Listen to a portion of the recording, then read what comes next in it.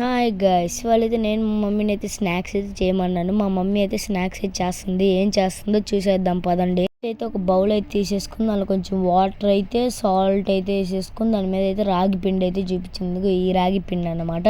రాగి పిండి వేసేసుకొని దాన్ని అయితే బాగా అయితే కలిపేసుకోవాలా. దాన్ని అయితే క్లీన్గా అయితే బాగా అయితే కలిపేసుకోవాలన్నమాట. ఒకవేళ మీకు వాటర్ సరిపోతే వాటర్ అయితే వేసేసుకోవాలా. వాటర్ వేసేసుకొని దాన్ని బాగా అయితే ముద్దలాగా అయితే కలిపేసుకోవాలన్నమాట. దాన్ని ముద్దలాగా అయితే బాగా అయితే కలిపేసుకొని దాని తర్వాత దాని మీద ఒక తడి క్లాత్ అయితే వేసేయాలన్నమాట. దాని తర్వాత 1 అవర్ ఆగిన తర్వాత పెనం మీద స్టవ్ ఆన్ చేసి దాని తర్వాత దాన్ని అయితే బాగా లొండలాగా అయితే చేసేసుకోవాలా. లొండలాగా అయితే చేసేసుకుని దాని మీద పెట్టి అయితే బాగా అయితే అద్దేసి పెనం మీద కొంచెం ఆయిల్ అయితే వేసేసి దాని మీద వేయాలన్నమాట. 2 వైపులు బాగా కాల్చి దానితో కొంచెం యారోస్ లాగా అయితే పెట్టేసుకోవాలన్నమాట. దాన్ని పెట్టేసుకొని దాని తర్వాత దాన్ని అయితే ఒక బౌల్లో అయితే వేసేసుకోవాలి. బౌల్లో వేసేసుకొని దాన్ని అయితే చిన్న చిన్న ముక్కలుగా అయితే కట్ చేసేయాలన్నమాట.